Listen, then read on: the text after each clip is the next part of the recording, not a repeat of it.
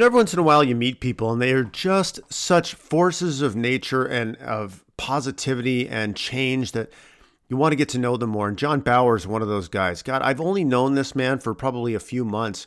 And just watching how he has changed his life is incredible. This conversation was a big deal for John, and it was a big deal for me too, because I don't know, it's such an honor knowing that people feel safe enough with me to be able to do these kind of things, which is open up about some aspects of his life in a big way that he's started to talk about. But this is like a pretty big reveal, right? So in this episode, John talks about his childhood. He talks about being bullied, but he also talks about sexuality and how he has, I guess, struggled with or been trying to make sense of his sexuality for a lot of his life, and not being able to talk about what was going on and feeling shame, feeling disconnected from the people closest to him.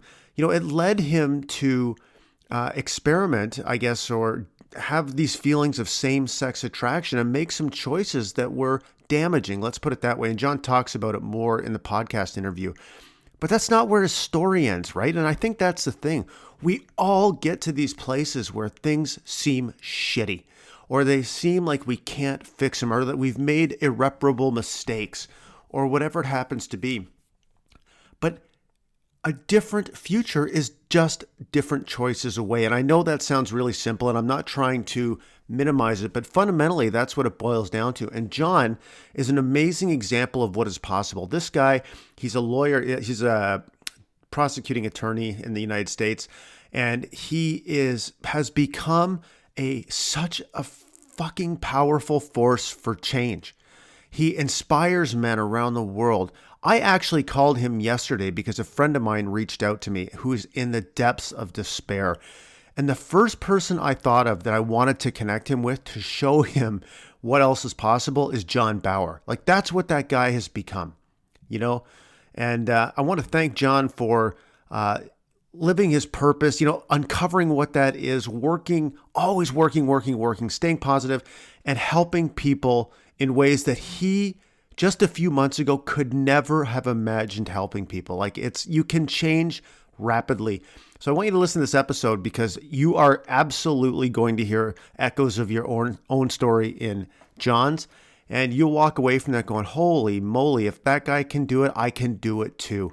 And I think that's one of the most powerful things that John brings to the world is this belief and understanding, helping you believe and understanding that you can create change too. So enjoy this conversation. I know I sure did. And John, thanks for being a friend, brother. Keep up the amazing work.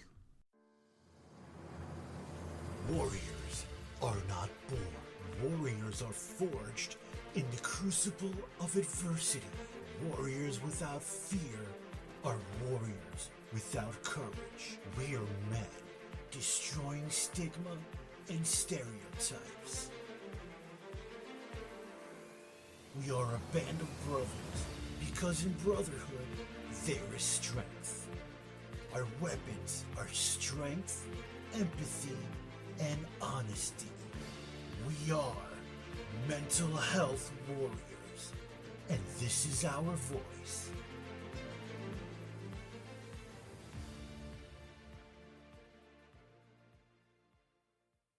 Well, John Bauer Power Bauer, welcome to the Mental Health Warriors podcast, brother.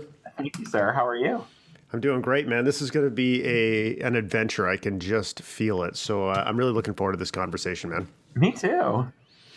Yeah, so for the people who don't know you, I mean, lots of the people in our circles obviously know who you are, but why don't you give us a quick 50,000-foot overview of John Bauer and where you are right now, and I don't know, what feels important to you at the moment? Oh, wow. Okay, so 50,000 feet overview, and I'll just basically go like the last year or so. I got involved in several avenues of self-improvement probably about 6-8 months ago with some local friends of mine. And I found myself wandering down the rabbit hole, and on my way down the rabbit hole, I wandered into this spot called the Good Dad Project and the Dad's Alliance. And I sat down about 4 months ago, which is hard to believe. It's only been 4 months, and had lunch with one Mr. Larry Hagner. And the rest just kind of barreled out into reality beyond any control of anything. He invited me to be a part of the Alliance, the Dad's Edge Alliance. And I warned him, I said, anything I do, I jump in the deep end. I don't wade into the pool. And that was pretty much what happened. I got involved in the Alliance about the end of July. And the most important thing to me that's been important in the Alliance has been the relationships. And I started developing relationships. And in the course of developing these relationships, I literally just discovered, I want to say a new me, but I would probably have to rephrase that and say the real me. And I have found just an incredible joy in life. I have found incredible joy in encouraging others and just living life at about a volume level of 13. And that's where I'm at now. Is I just turned 50 and intending to make the second half of my life about 3 times as amazing as the first half. So that's kind of a 50,000 overview. I love it, man. That's great. So, yeah, and as somebody who's been able to be able to witness your transformation, it's inspiring to say the least. So, where were you at when you decided? You said maybe 7 or 8 months ago you got the idea that you wanted to start developing yourself, and I think this is an important subject because I feel like there's a significant percentage of the population that hears the words like personal development and they think it's like some kind of fucking cult and it's a bunch of bullshit and people are just trying to sell snake oil and all that kind of stuff. So how did you get to the point where you realized that maybe that you wanted to create something different in your life? And how did you go about figuring out how to do that? Well, I will say, first of all, that I believed every one of the things that you just said. I believed it was snake oil filled cult, a bunch of wacko people that had their minds in 6 different ways to Sunday. And there was no way that I could ever go down that road. So I totally get that. I think really the turning point event, and I suspect we'll probably talk about this a little bit more, but the turning point event was just over a year ago. I lost my best friend to colon cancer. He died at the age of 50. And the significant thing about that I think pushed me into this area of self-development or personal development was that about 3 weeks before he died, he asked me to come and see him. And I was one of 3 people out of a lifetime of friends that he asked to spend time with him before he passed away. And I remember in that visit a year ago, coming to a complete and utter reality that I had never come to before, and that was my friendship was valuable to somebody. I'm somebody who suffered for years with really bad self-image, codependency, and a lot of phrases like that. And so I really remember thinking I was one of 3 people that my friend Willie wanted me to see, or that he wanted to see before he died. And I think that was a significant event. And I remember soon after that deciding that I needed to get some counseling. I had done counseling 2 times prior, but I wanted to find some counseling and find some answers. And I don't know what the questions were, but I knew I needed answers. And I started doing some counseling with a local guy here in St. Louis. And I also started talking with a friend of mine who was just starting to delve into the world of coaching, life coaching. And we started having conversations, about finding purpose and finding passion and realizing that you had the ability, that each of us has the ability to choose how we respond to people, how we respond to events, and that we have that within us. And that was something that I had never realized before. I think I was always a very reactionary person. And all of a sudden, he was starting to explain to me that I didn't have to react, that I could choose how to respond, and that I could walk into a situation before the situation even started and say, I'm not going to respond negatively to this situation. And it really was that started it. And going through conversations with him for a couple of months and then finding other local friends that we had in common. And again, going back to Larry, that was the local friend here in St. Louis that we had in common, and sitting down and having a conversation with him and just sharing a little bit of the struggles that I had.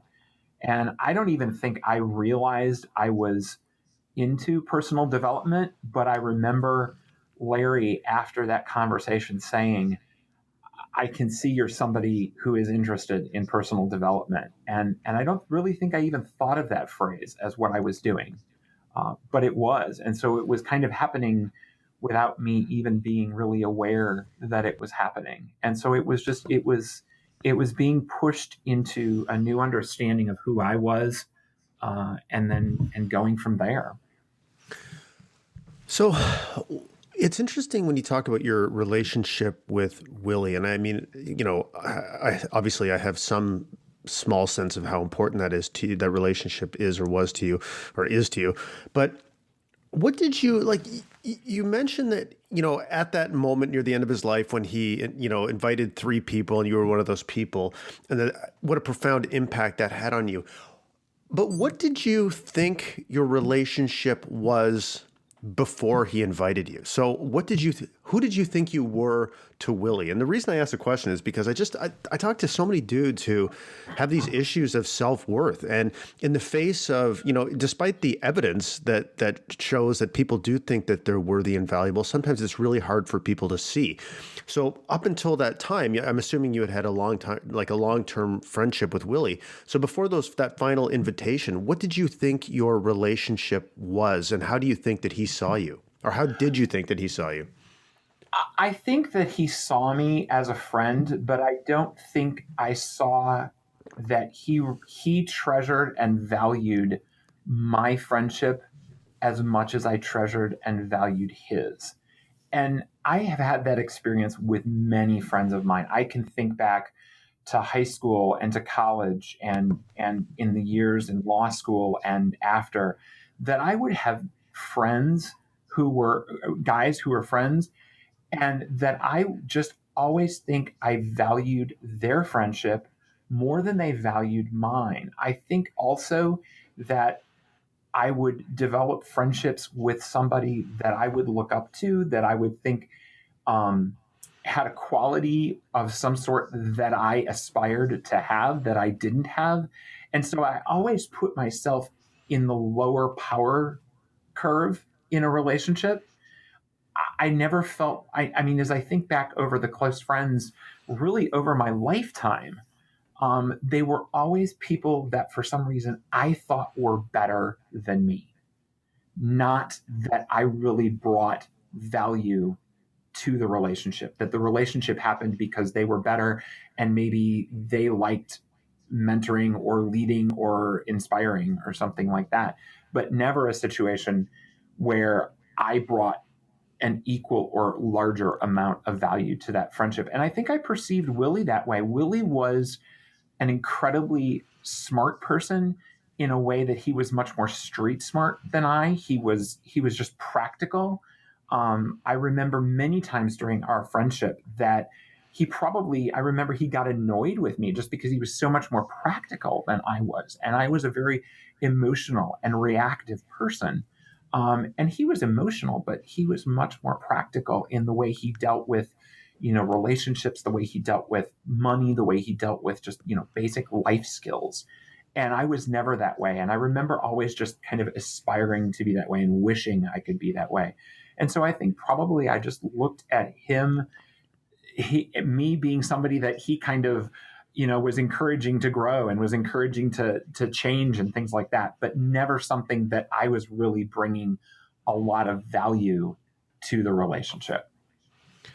I think that's a really, really important point you just made, because I think it's something that many guys struggle with. So, how do you, I guess, as you have grown over the past months, how do you view that situation now? So, say you've developed all kinds of new relationships with people. Some of these people have characteristics that maybe are more that you admire, or have capabilities that are maybe more finely developed than what you have in certain areas right now. So, when you look at those relationships now, how has your point of view changed from what it was in the past?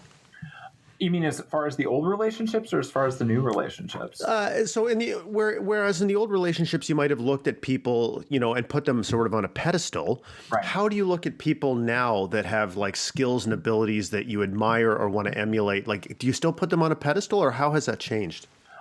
I don't think I do nearly as much, because I feel like I bring something to the table.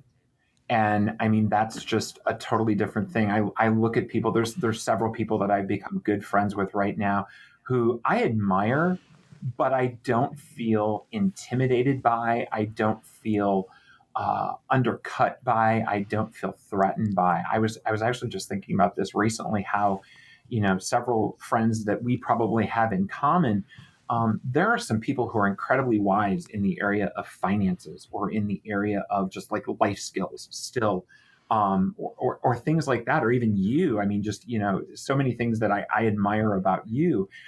I don't feel threatened. I don't feel intimidated anymore, because I feel like I bring something to the table, and I bring a positive, level of being able to encourage people.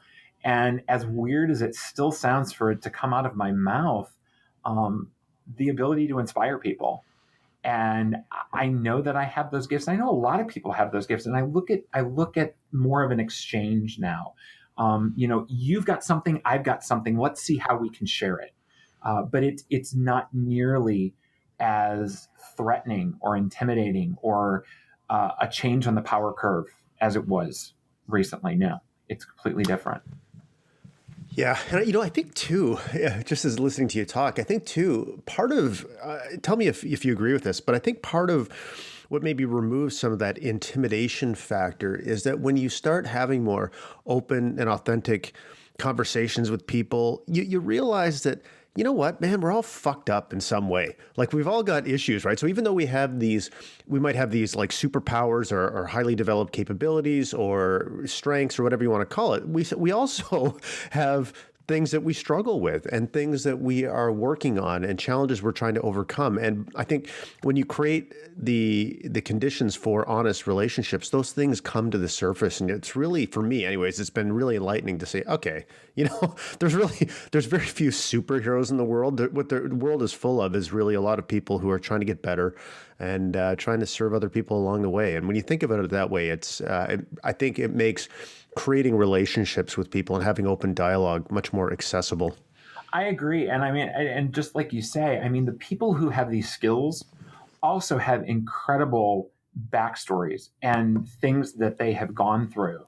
And the fact that the people who have these skills and these quote unquote superpowers are willing to turn around and share their backstories and share the struggles that they've gone through.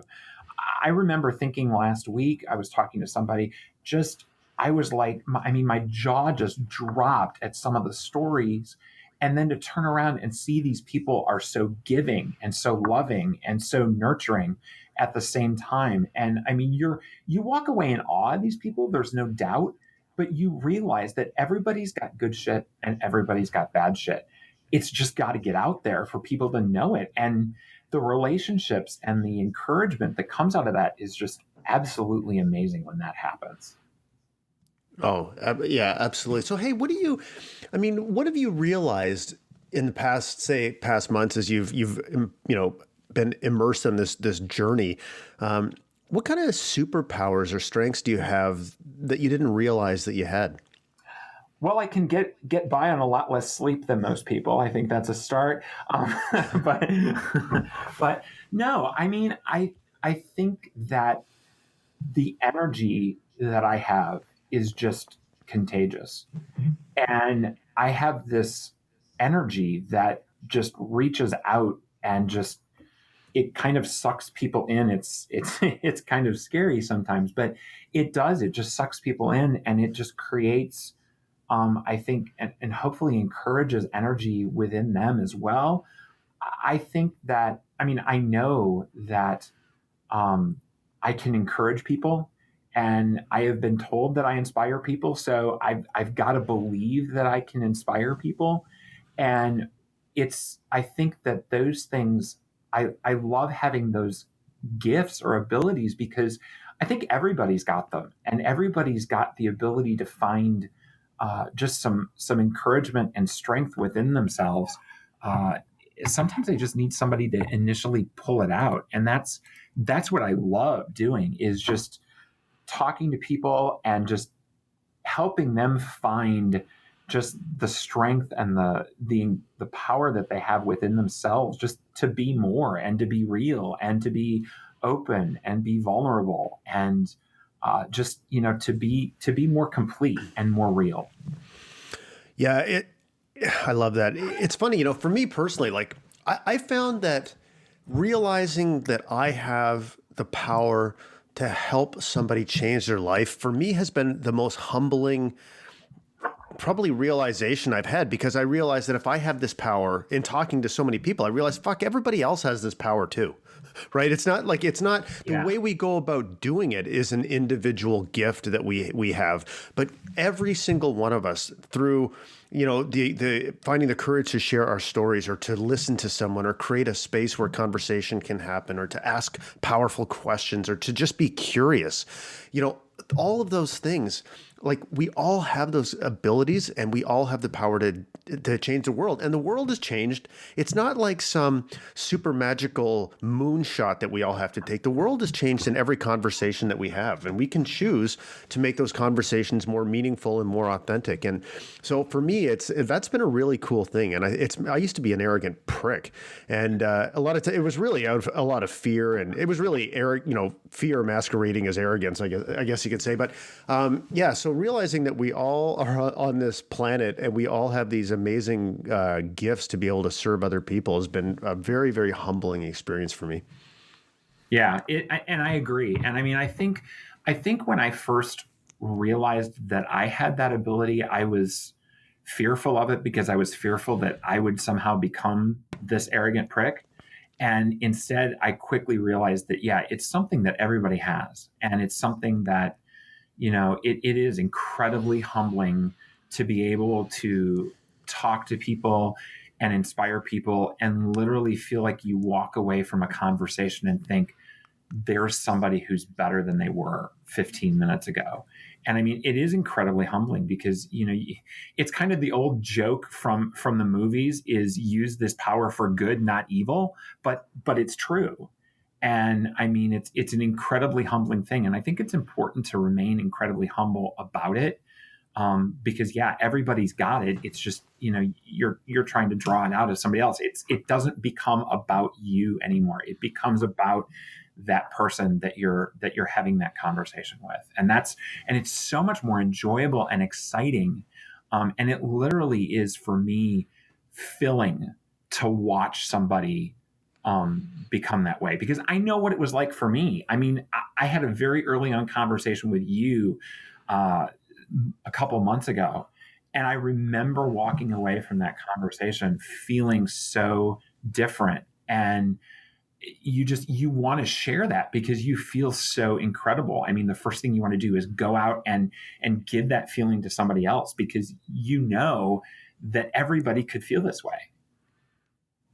Yeah, totally, man. So listen, one thing you mentioned at the beginning that I'd like to circle back to is this idea of self-worth. And I'm really fascinated by this topic because it's just, I fucking talk to so many guys who are like, okay, man, gotta tell you something, I just never really felt very good about myself. I always feel like I don't measure up and blah, blah, blah. And I'm always like, hey, you're in great company, man. Because every fucking person I talk to has felt this way at some point. And it's It's such an interesting thing how these people, and it's mostly guys that I talk to, but how people like they're suffering with this. They're walking through life feeling like they're not worthy, and they're surrounded by oftentimes by all these other people that feel the same way, and we're all like feeling like we don't measure up to one another. So, and to make help them realize that maybe you are actually worthy. Maybe you are actually worthy just like you are right now.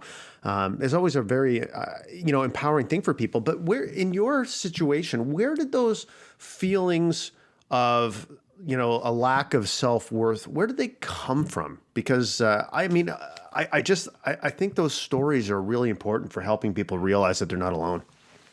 Yeah, I mean, I think a lot of mine came from my upbringing, and I mean, I want to start the conversation by saying this is not a blame game. Sure. This is not a shit and dump type thing. I'm an only child, and I'm adopted, and I spent most of my childhood probably trying to please my parents, and it was a constant effort. And I think in a lot of ways, I never felt like I succeeded by doing that. It's the nature of relationships when you have older parents and you're adopted and you're an only child. And in many ways, I kind of joke, but it's the truth. I often say I was my parents' hobby for much of my upbringing. And I mean, you find the idea that your sole value is pleasing someone else.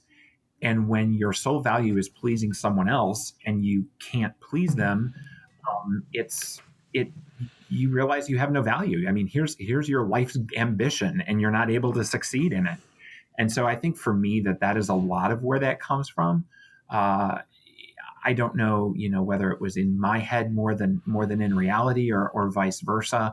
But I think a lot of it is just, trying to please people around me. I remember the first book that I read in this past year was No More Mr. Nice Guy. And I realized how much I was living my life to please other people. And I felt like I was never succeeding.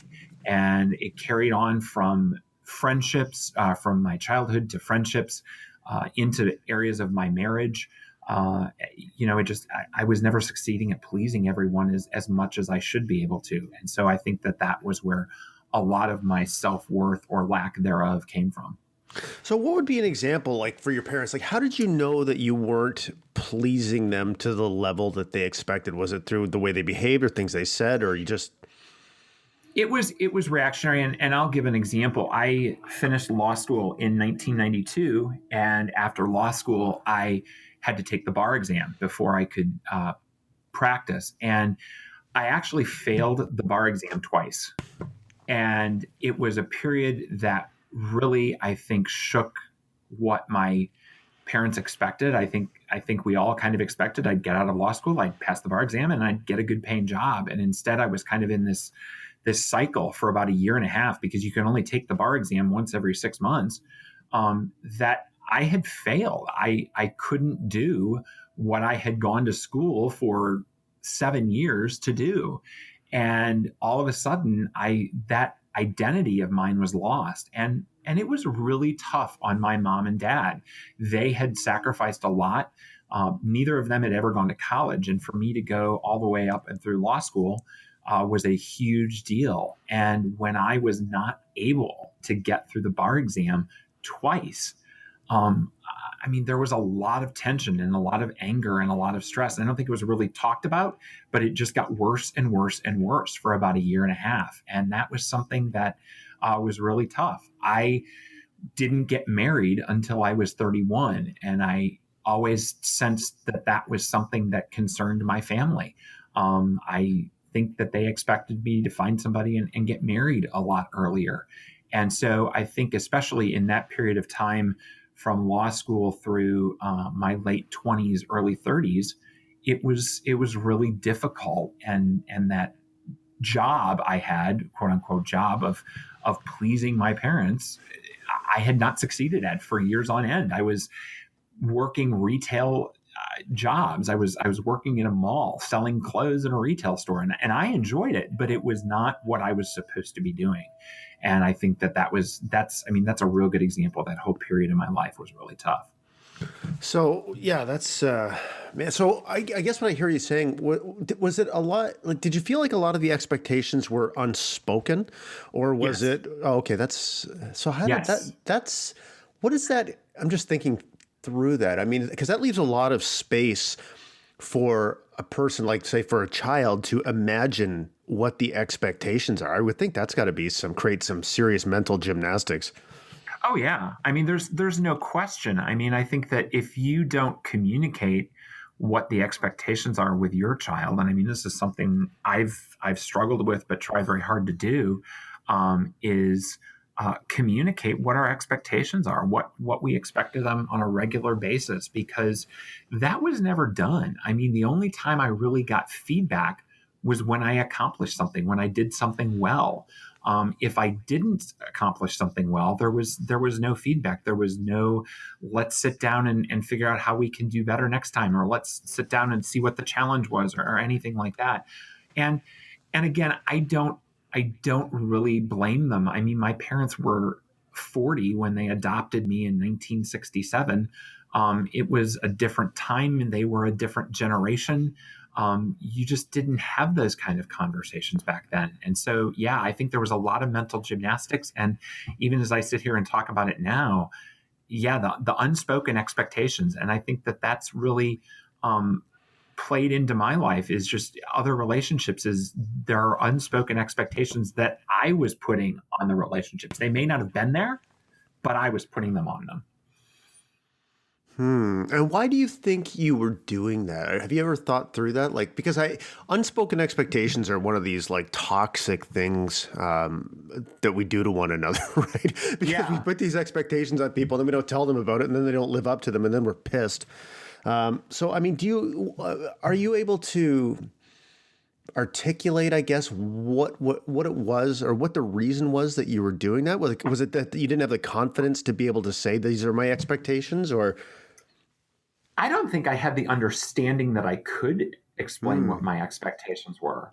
I don't think that was even in my realm of possibility. I mean, my job, my responsibility was to, go to law school, become a lawyer, get a good paying law job, get married. I don't really think I remember thinking after I was out of law school, as I was doing some other jobs, starting to think at one point, did I want to become a lawyer, or did that just kind of come out of conversations, with my family? Was that kind of an expectation? I mean, it was really interesting to think about that. All of a sudden, I'd never thought about, did I want to do that, or was that just what was kind of put in front of me? But I think it was an environment that I was raised in, that a lot was unspoken. I remember in the relationship, especially between my mom and other extended family members, she did not express expectations. She just kind of watched to see if they occurred. And then if they didn't, we complained about it.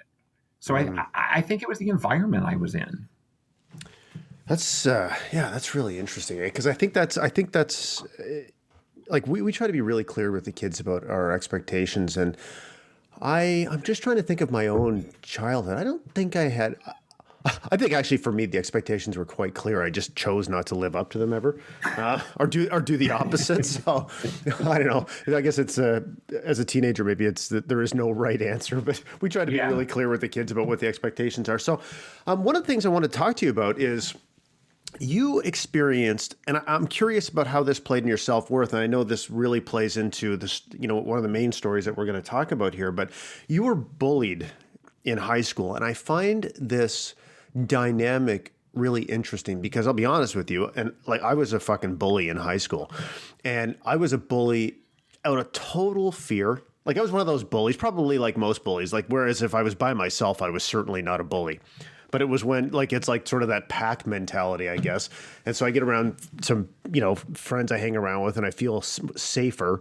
And I was a fucking prick a lot of the time. And one thing that I'm really interested in is I'm curious about what happens to the bully afterwards, because I had a podcast episode with a guy parenting and family expert, and he had a really interesting point of view where he looks at bullying as, from the perspective of the bully, and how it's a bully is trying to hyper control their environment. And so anyways, we talked about some of the dynamics between that, but I'm really curious, and I want to have somebody on the podcast, but to talk about the long-term psychological impact on the bully themselves, because we're all young, right? Fuck.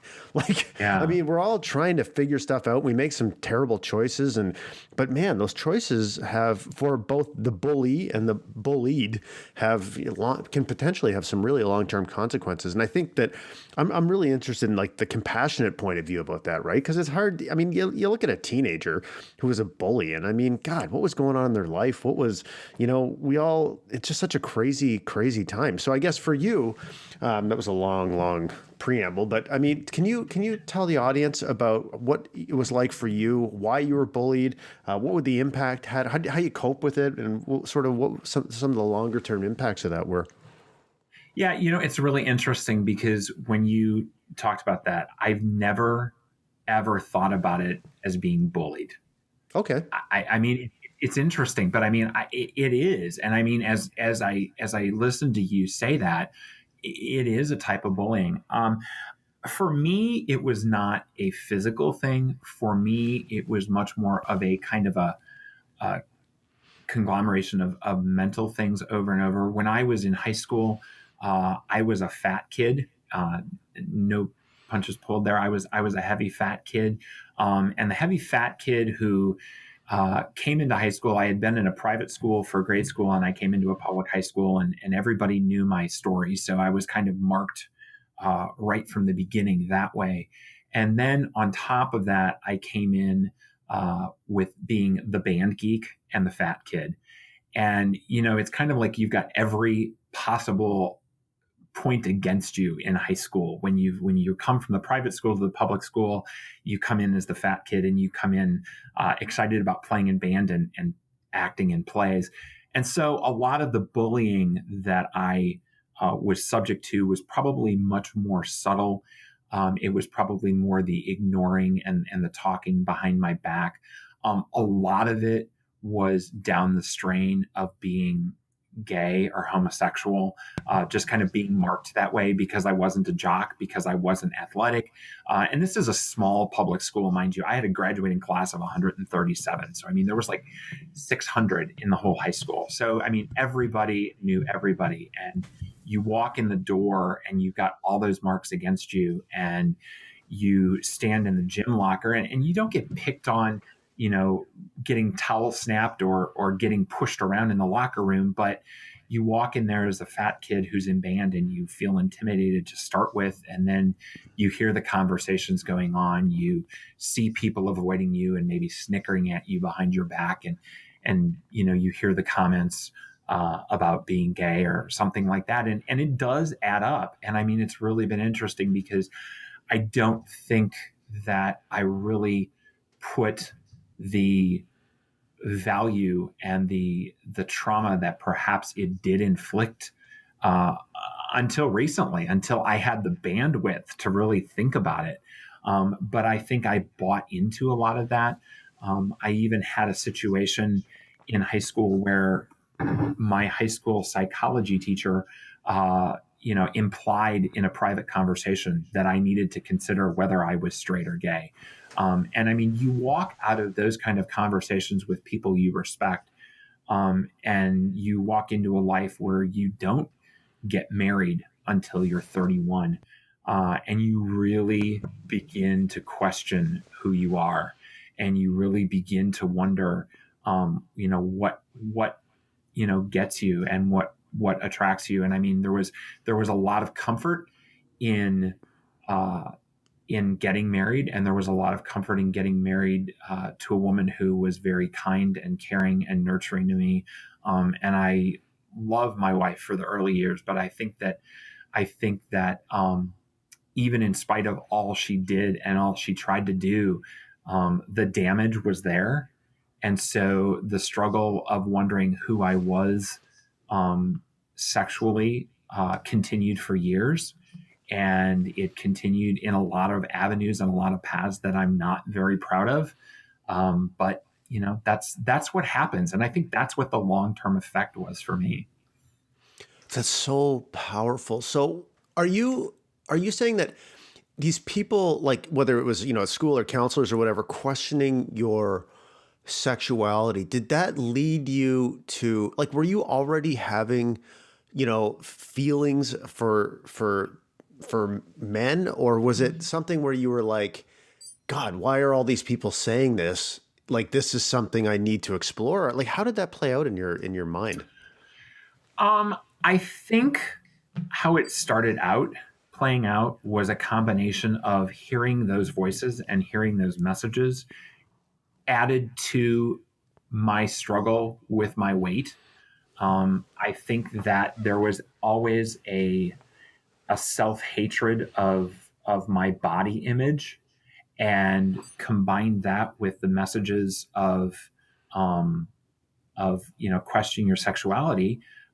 What do you aspire to be? I mean, for me, I aspired to be healthy. I aspired to be fit, and that's what was attractive to me in a way. We're fit, healthy men, and it was something that I wanted to be, and it was something that I probably didn't ever think that I could be.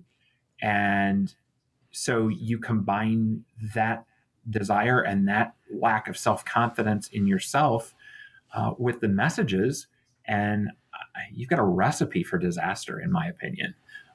In just that, it just completely messed with my mind as to who I was, and I really, on top of it, I really didn't have any strong, healthy relationships with men. A couple of months ago, we were having a conversation with some friends of mine here in town, and we were talking about the question of who were your heroes when you were a child. And we run around the table, and a couple of people would say, oh, like Superman or Batman or, the Lone Ranger, depending on how old they were. And then, of course, a couple of people would say my dad or my uncle or my grandpa. And we were having this conversation, and I had to admit at the table, and I had to admit to myself, I had no strong male role models when I was a kid growing up. My dad was a great dad, but my dad was a farmer, and my dad was gone a lot. And I didn't look at him as a strong male relationship.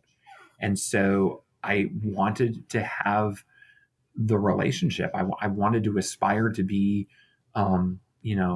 what was supposed to be. And then I think combining that with the bullying and the messages of being, questioning my sexuality, and combining that with my low self worth, it all just piled up.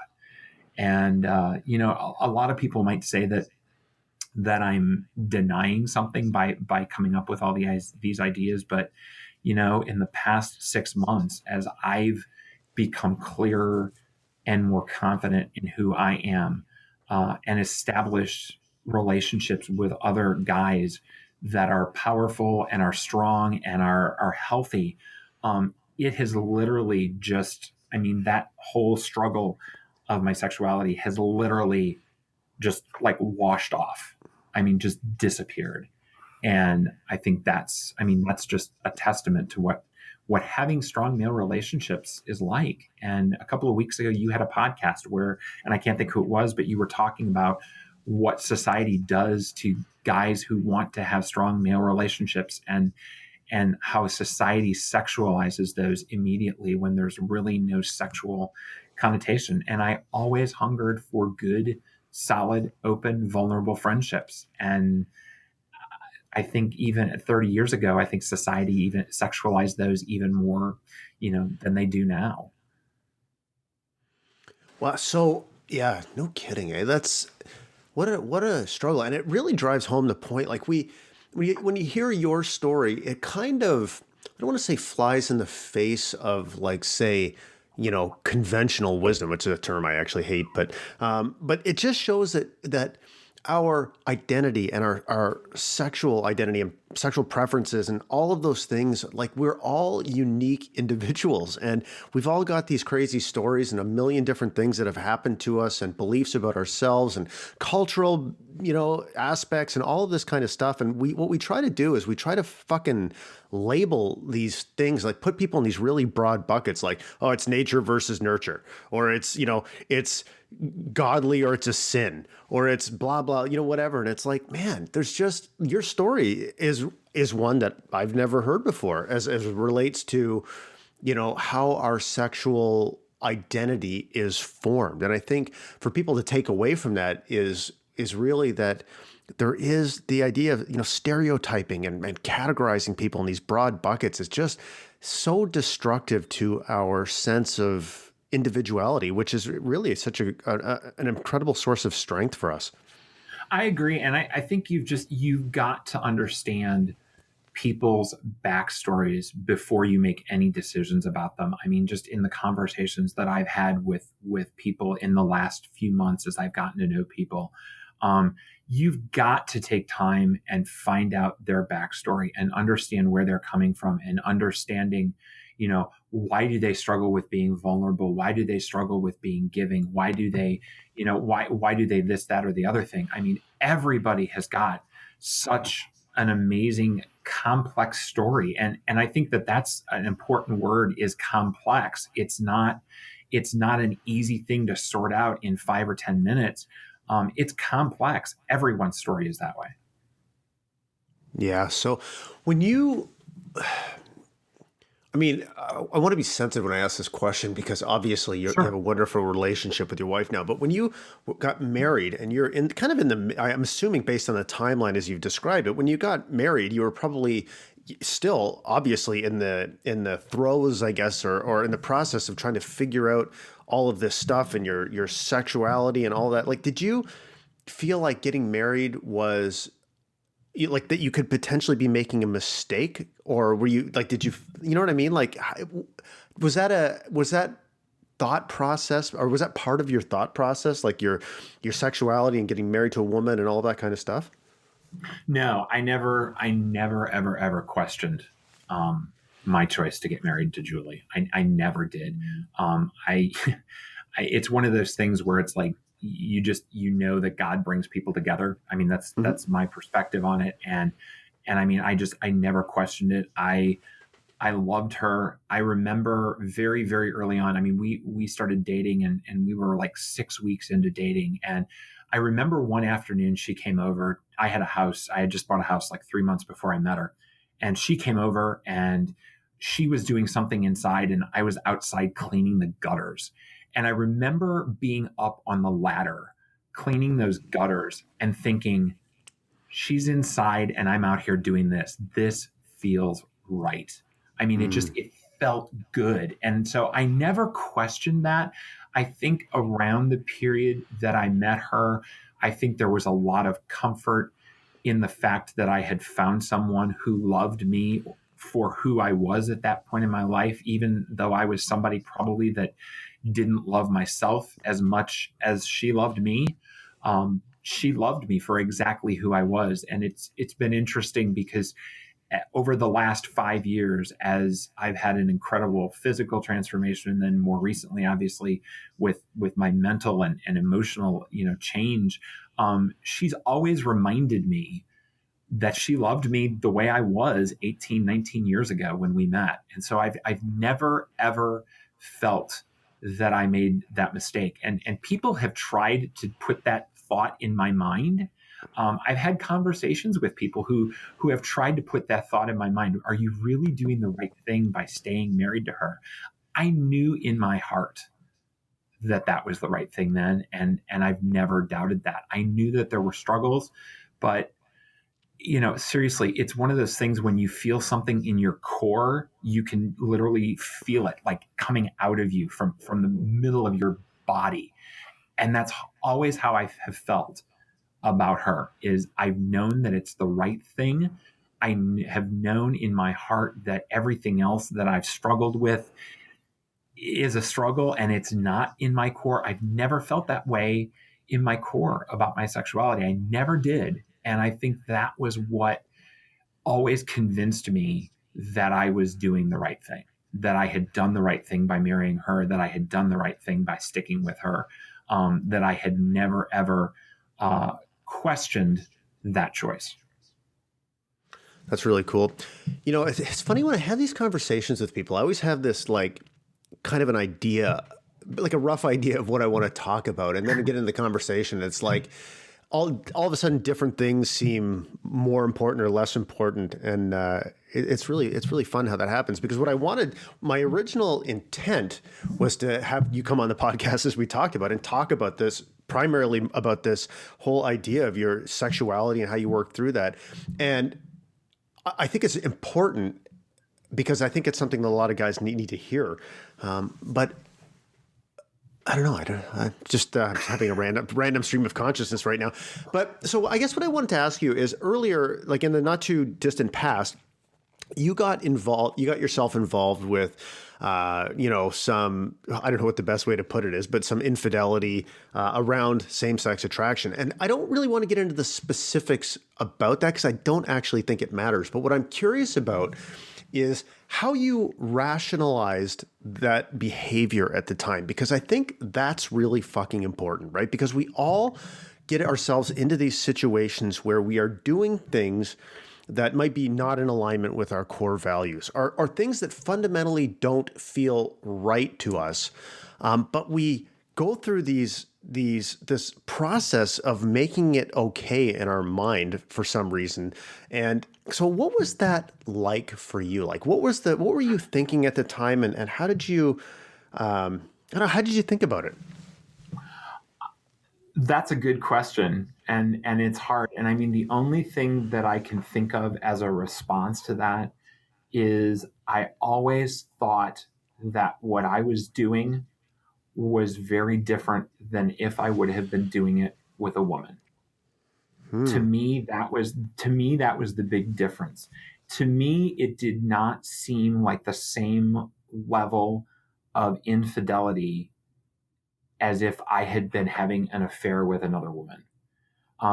And because I mean, I think when I think about an affair with another woman, that seems much more connected to the relationship that I actually had with Julie. This whole circumstance and situation and drawn out struggle, I think the way I rationalize it was it had nothing to do with her. And I mean, I said that to her. I've said that to her many times. And I think she understands that is just, this had nothing to do with you. It had nothing to do with our marriage. It had nothing to do with anything that was not there in our marriage. It had to do with me and how I was messed up and how I was confused. And I think that probably that would be the two things is one, it wasn't involving another woman. And two, it really had nothing to do with her. I could come home and I could love her and I could care for her and I could care for my children and love my children and be dad and be husband just the same and not feel like there was anything missing. I mean, I was all there. And this other thing was much more of an escape.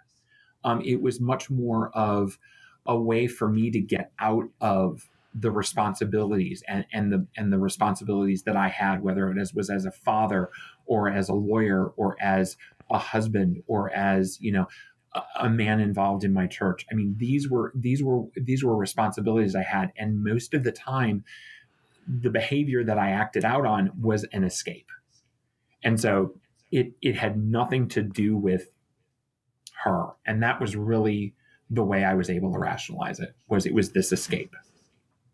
So now that with the benefit of, because I think that's a very common way of rationalizing behavior is making it not about, say, your partner or whatever, and that you are able to compartmentalize it and all that.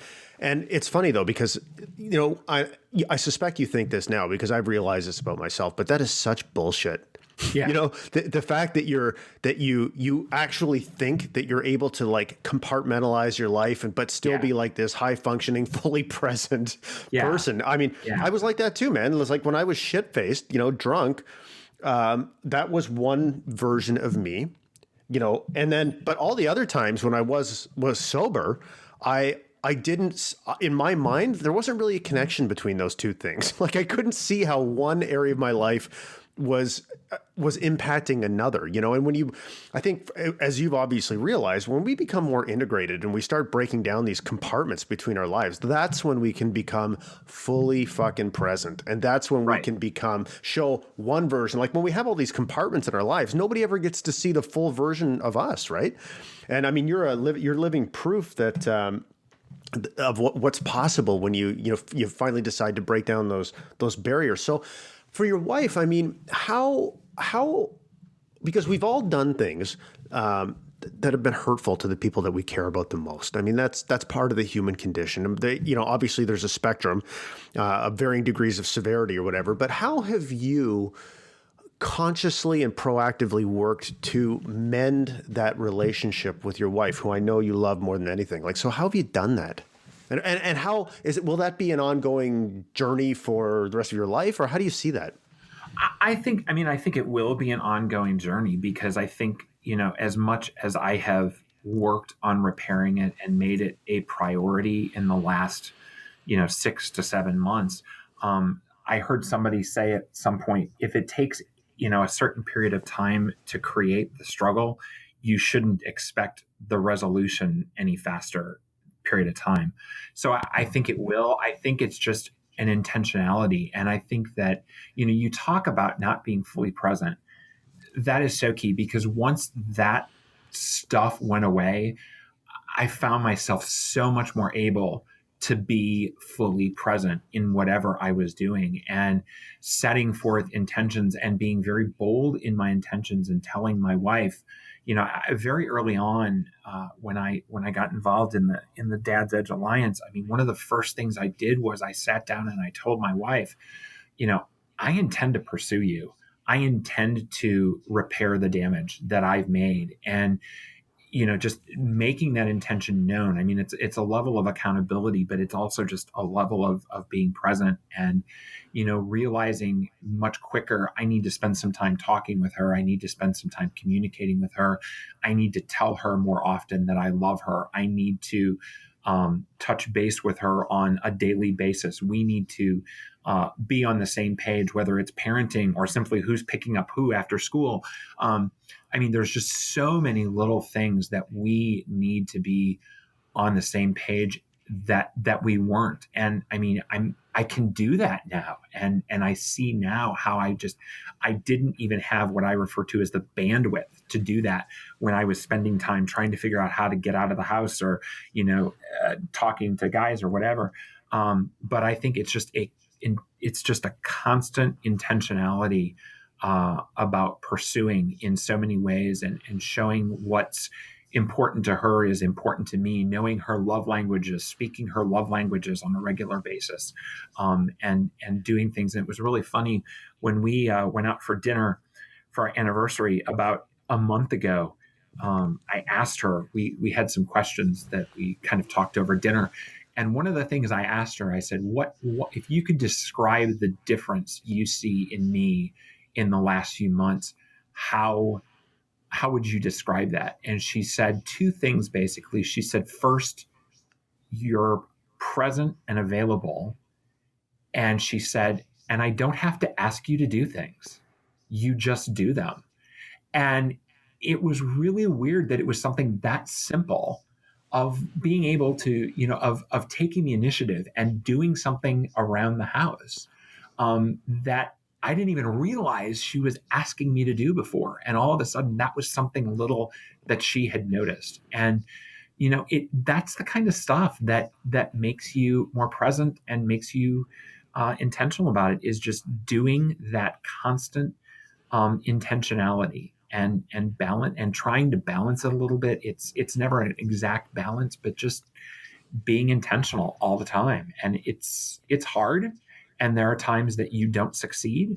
But when you don't succeed, you go and ask for forgiveness for not succeeding, and you communicate and explain why. And, just being much more willing to share, every aspect of my life with her, and have her understand who I've become, and have her just, watch the transformation and enjoy the transformation and let her reap the benefits of the transformation before anybody else does.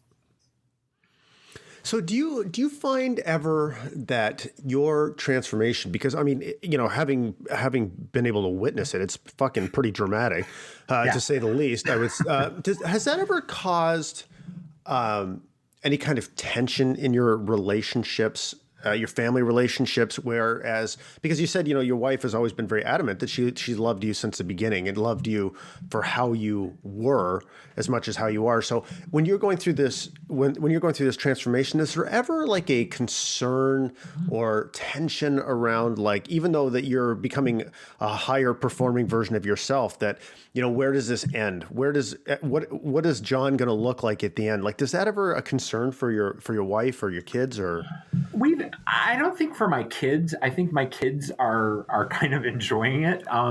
It's kind of one of those things that being more present with them is just in helping them enjoy life more.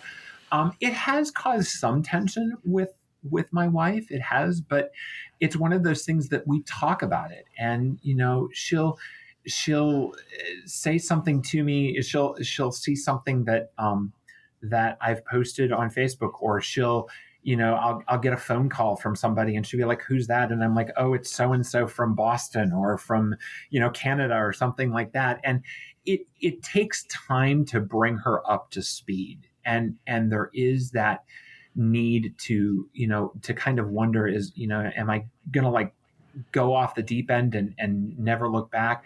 But I think that that's one of the things that I've struggled with and struggled well with is I've brought her up to speed as quickly as I can, because I know that there's a level of distrust because of some of the stuff that happened in the past.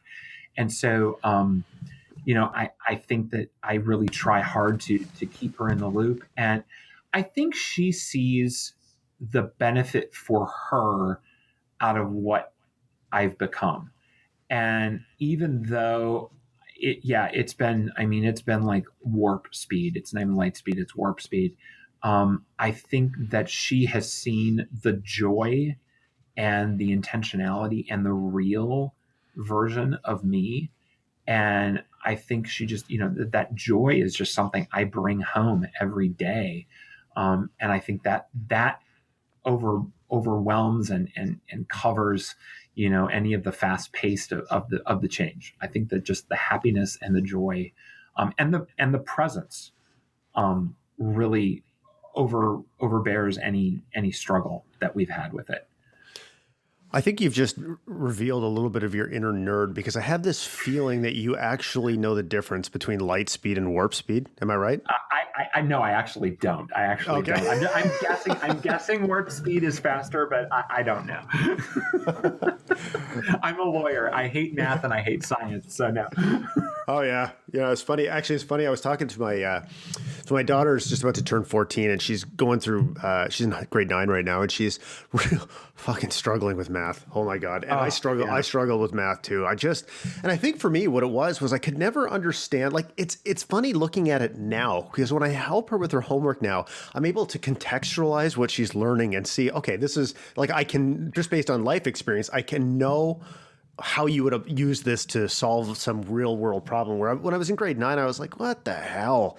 Like, what, like I'm never going to use this. Right. But it was interesting because we were talking about, so she knows how much I sucked at math and really was pretty shitty in high school. Actually, I just was not into it at all. And she asked me this question the other day. She goes, and I love that she could ask me this, but she goes, do you ever feel like a hypocrite because basically of how you did in math or how you did in high school, but you're pushing me to do really well in high school? And I was like, I am so glad you asked me that question, because I know it must be something I knew it was something that must be on your mind. And I was waiting for you to ask me that question. We had a great conversation, about it, and just how my experience, with the benefit of hindsight, it wasn't really about high school per se. It was about how I approached life, and how I approached challenges and the apathy. Like when I was a teenager, man, I was just like overflowing with apathy. Didn't give a fuck about any of it. And how that way of looking at the world bled, like overflowed into my life outside of high school. So I spent the first years of my, late after high school in my 20s just bumming around and blah blah blah. And it was really a great conversation. I don't know how the hell I got on this topic, but yeah. So I love the fact, and I suspect that you're going to have a lot of those conversations with your kids, right? Because being an open parent really creates an environment where you can have those conversations. Yeah, and I mean, my oldest is 15, so my oldest is in 10th grade, and I mean, we've definitely had those conversations. And the great thing about my relationship with my oldest is we are so alike personality-wise. We are extroverts. We want to be in the middle of absolutely everything that's going on, but yet she struggles like I did in high school, that she does not have the confidence to go into a situation and say, let's go all hang out. She's much more of a like waiting. And so it's great because I can literally constantly talk to her and say, oh my gosh, I can completely relate to how you're struggling with wanting to do something but not feeling comfortable to do it. And I can, give her all these examples of social situations in high school. And, it's just great to be able to relate to a 15-year-old girl that way, because you get to that point and you just I remember when she was born that everybody was like telling me I was destined to have like this drama queen for a daughter when she was a teenager. And I was so annoyed because people would always say, oh, just wait till she's a teenager. And I was like, my life is not going to be like that. And it's not. I have this great relationship with her that we talk about things, and we go to movies one-on-one. I mean, she loves to go to movies with me, and it's a culture thing where I much more enjoy that kind of stuff than my wife does. I mean, we went to Taylor Swift together. I mean, we had an absolute blast. That's awesome. We went to the Taylor Swift concert, and we just found out yesterday that she's coming back to St. Louis, and we got home and we were all excited together, and we were listening to her new music because we're excited that next year we're going to go see Taylor Swift together. And it's great to have that kind of open relationship and not be stifled and different, and just enjoy what you enjoy.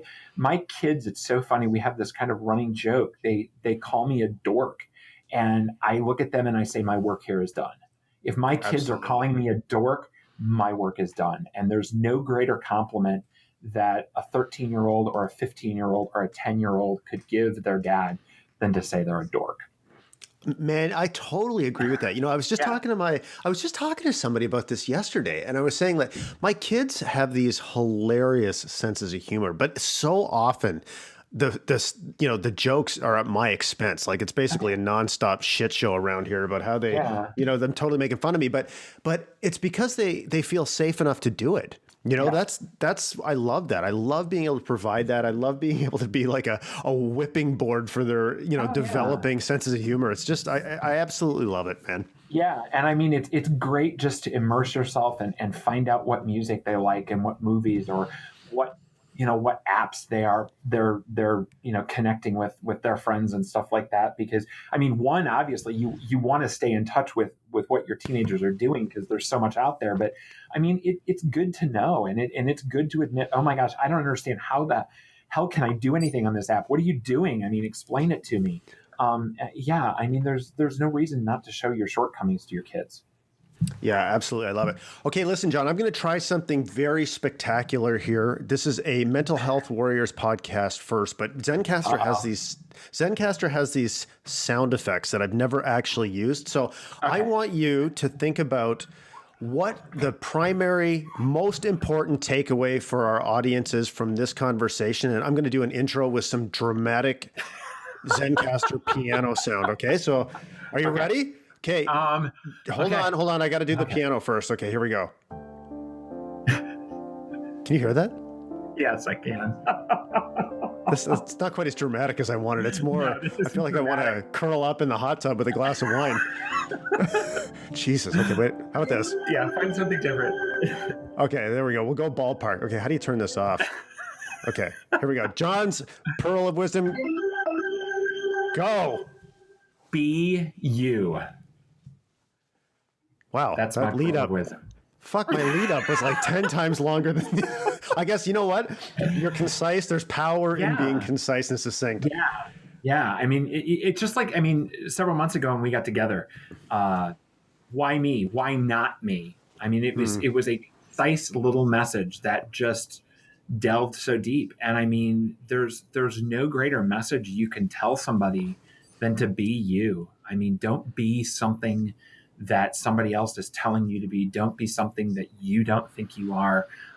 Be you, be fully you, be you in a way that, is new and exciting and encourages others and shows others parts of you that you don't even know that are there. But yeah, be you.